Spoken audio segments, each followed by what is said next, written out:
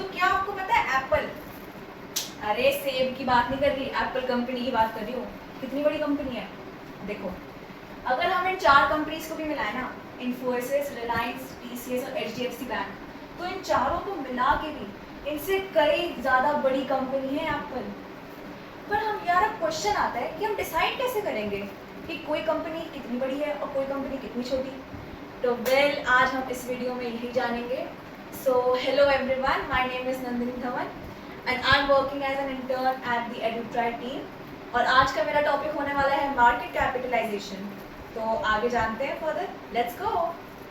तो इस चीज़ को ऐसे समझते हैं, सपोज मुझे कोई कंपनी खरीदनी है, ठीक है, तो मुझे उस कंपनी को कितना पैसा देना होगा ताकि पूरी की पूरी ओनरशिप मेरे पास आ जाए।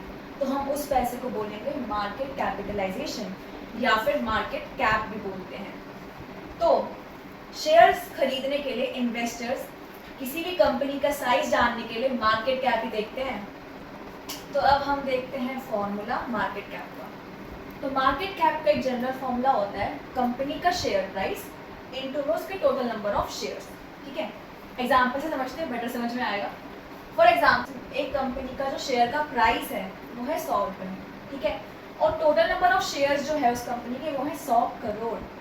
तो मार्केट कैप कितनी आएगी, मल्टीप्लाई कर लो 10,000 करोड़, सिंपल। ठीक है, अब एक चीज़ और आती है इसमें, क्या कि जो टोटल नंबर ऑफ शेयर्स होते हैं ना कंपनी के, वो कभी नहीं बदलते, दे रिमेन फिक्स। ठीक है, पर जो कंपनी का शेयर प्राइस होता है वो रोज़ बदलता है, जिसकी वजह से मार्केट कैप भी आपकी रोज़ बदलती है। तो ये दोनों फिक्स नहीं होते हैं।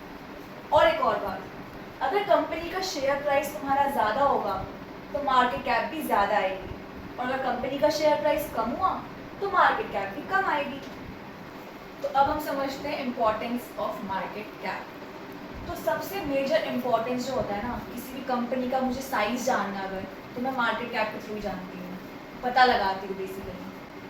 अब जनरली क्या होता है, जितनी भी लार्ज मार्केट कैप कंपनीज होती है ना, वो स्टेबल होती हैं और वेल एस्टैब्लिश्ड होती है। तो इसलिए इन्वेस्टर्स को भी कंपनीज अच्छी लगती है कि हम यही से शेयर्स लेंगे और इसी कंपनी में इन्वेस्ट करेंगे। ठीक है, अब एक कैटेगरी आती है स्मॉल मार्केट कैप कंपनीज की, जो होती है रिस्की। तो इन्वेस्टर्स पता है क्या करते हैं, दूर से नमस्ते जी, टाटा बाय बाय, ये वाला हाल होता है, क्योंकि कोई इसमें इन्वेस्ट करना चाहेगा, क्योंकि रिस्की कंपनी है ना। ठीक है, तो अब हम जानते हैं मार्केट कैप की क्या क्या क्लासिफिकेशन है। तो 3 क्लासिफिकेशन होती हैं, लार्ज कैप, मिड कैप और स्मॉल कैप।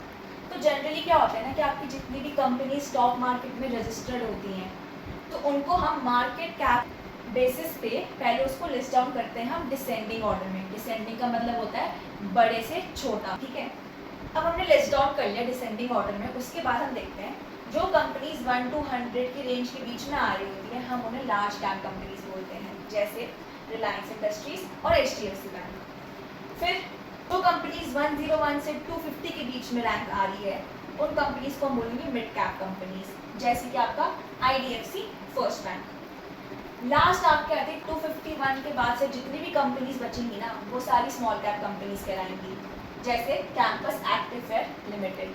अब मैं आपको एक चीज़ और बताती हूँ, अगर मैं इंडिया की सारी कंपनीज को एक साथ लिस्ट डाउन करके उनका मार्केट कैप देखूँ ना, तो वो आती है अप्रॉक्सीमेटली $3 ट्रिलियन की। वही अगर मैं एप्पल की बात करूँ, बाहुबली है एप्पल, उसके अकेले की मार्केट कैप की वैल्यू है $3 ट्रिलियन। तो यार अब आप समझ गए होंगे कि एप्पल इतनी बड़ी कंपनी क्यों है। और हाँ, अगर कोई आपसे पूछे कि कोई कंपनी कितनी बड़ी है और कोई कंपनी कितनी छोटी है, तो आप उसको कैसे डिस्टिंग्विश करोगे, मार्केट कैप के बेसिस पे। ठीक है, तो आई होप कि आपको इस वीडियो से कुछ सीखने को मिला होगा। बाय।